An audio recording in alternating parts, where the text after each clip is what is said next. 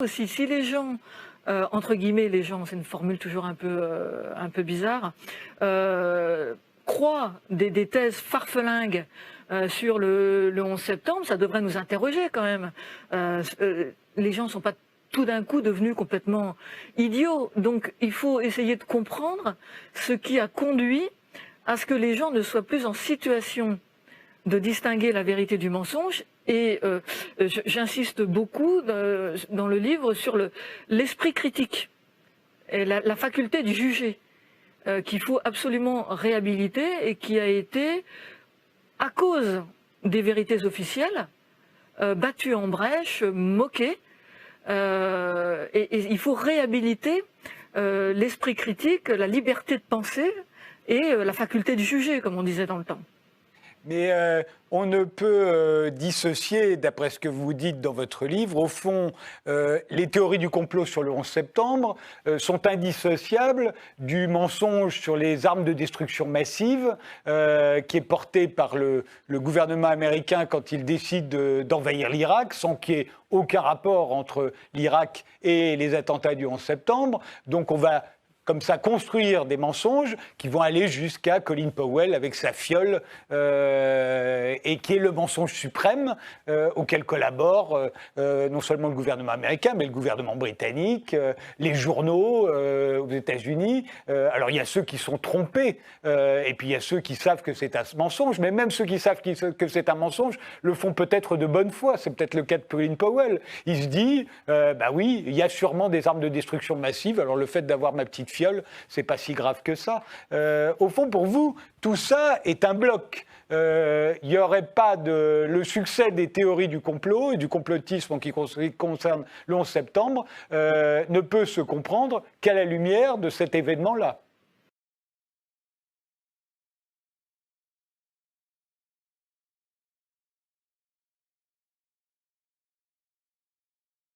Et puis avoir suffisamment de respect pour l'adversaire ou celui qui ne pense pas comme nous, pour l'écouter vraiment, quitte à effectivement admettre la possibilité qu'on n'a peut-être pas complètement raison. Mais c'est vrai que le débat, c'est plus dur que le combat. C'est facile, le combat, vous arrivez, vous mettez votre armure et vous cognez.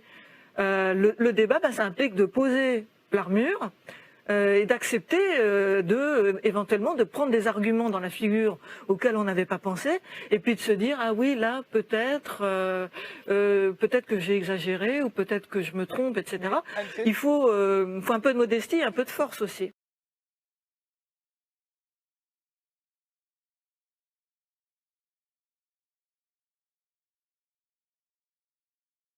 Ce qui n'apparaît pas, toujours pas aujourd'hui à mon avis, et ce qui est toujours malheureusement critiqué et déprécié, contrairement à ce qu'on pourrait penser, c'est la démocratie. La démocratie au sens d'espace public libre et raisonné, où les êtres humains peuvent, par la confrontation des points de vue, construire l'intérêt général, cette idée-là est de plus en plus minoritaire aujourd'hui. L'idée que l'être humain puisse, par sa raison, et aussi en employant son cœur, construire fraternellement avec les autres un espace de discussion, imaginer un autre présent et se projeter dans le futur. Cette idée-là est de plus en plus critiquée, battue en brèche.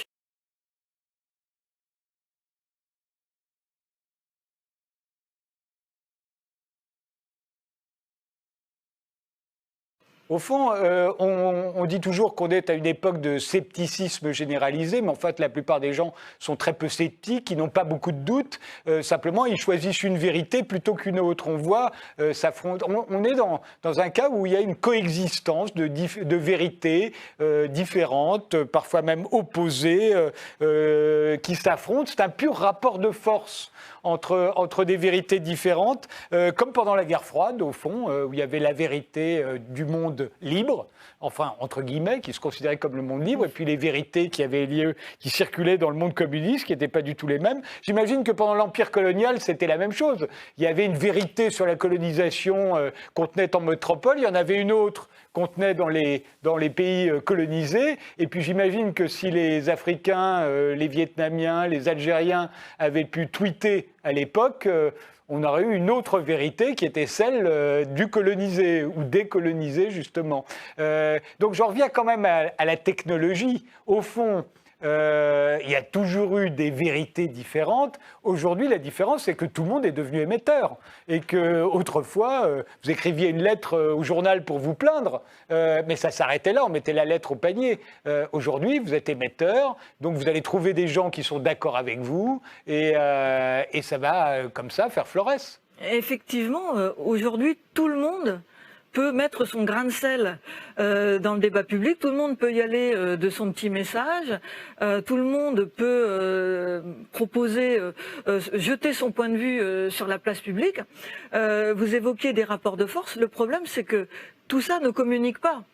C'est ça la difficulté d'aujourd'hui, c'est que d'un côté on a effectivement des outils pour exprimer des choses avec plus de facilité qu'il y a 30, 40 ou 50 ans, mais en même temps, ces vérités ne communiquent pas. Et les réseaux sociaux, ça a été assez bien démontré par certains sociologues, créent des effets de meute. Et au bout d'un moment, les gens ne communiquent plus qu'avec des gens qui pensent comme eux. Et on a au mieux des polémiques qui tournent à l'anathème, qui sont extrêmement caricaturales, mais on a très rarement de vraies discussions. D'abord, c'est pas avec un tweet de 150 signes que vous allez pouvoir élaborer un argumentaire. C'est forcément, même si vous faites un fil, c'est quand même très limité. Et c'est en ce sens que moi, je ne crois pas à ce que les outils soient en eux-mêmes mauvais.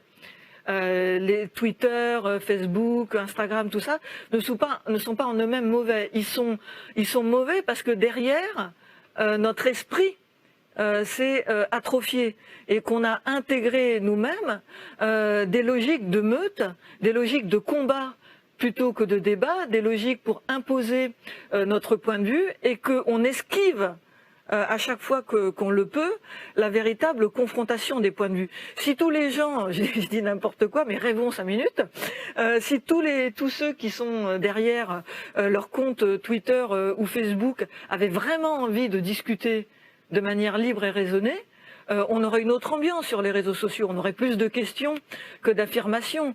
On n'aurait pas tous ces gens qui vous insultent sans vous connaître, qui envoient même pas des arguments, maintenant ils envoient des gifs, des petites images où on se moque copieusement de vous, où on fait des procès d'intention.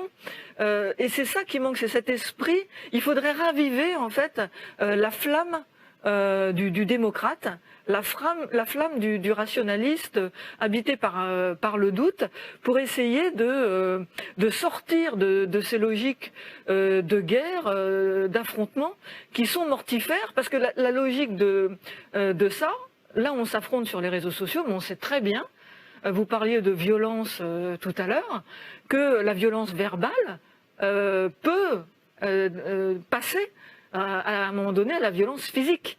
Et qu'à un moment donné, la violence verbale ne suffit pas.